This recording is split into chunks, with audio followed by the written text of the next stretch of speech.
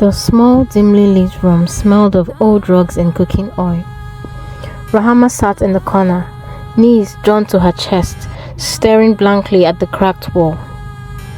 The muffled voices from outside, the call to prayer, the chatter of market women, the occasional honk of a keke felt like distant echoes in her world, a world she wished she could escape.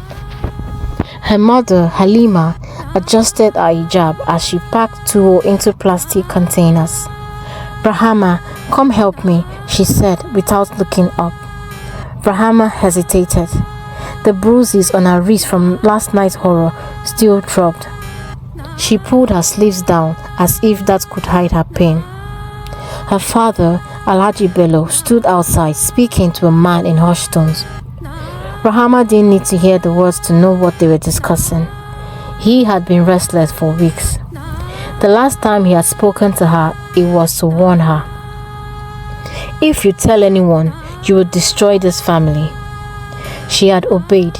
She had kept quiet, but silence was suffocating her.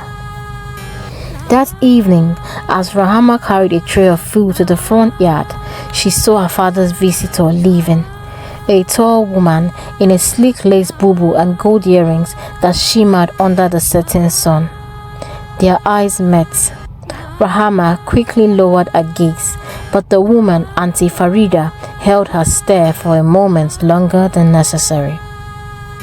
Auntie Farida was one of the women who bought food from their shop. She was different from the other customers, but more than that, she had an air of confidence, of control. "Kay, Rahama, come here." Her father's voice cut through her thoughts. She walked up to him, her hands trembling.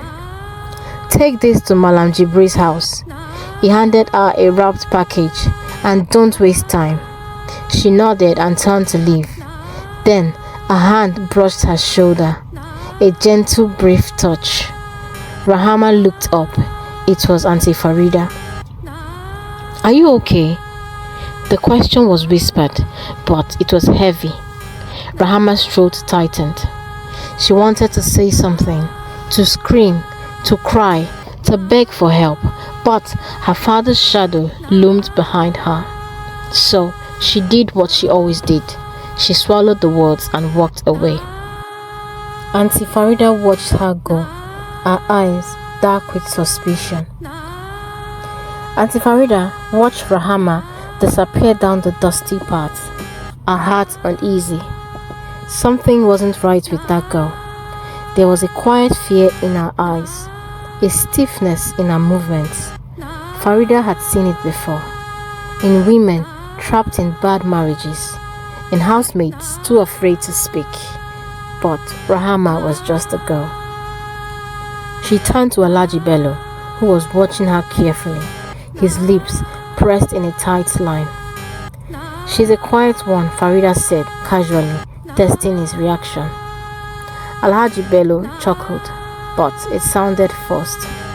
"She's well trained, not like these rude girls of nowadays." Farida nodded, pretending to be satisfied, but she made a mental note. She would be back. Thank you for watching. If you like this video, please kindly subscribe to my YouTube channel, share your comments, share to your friends and your families, and also hit the notification bell button. Thank you.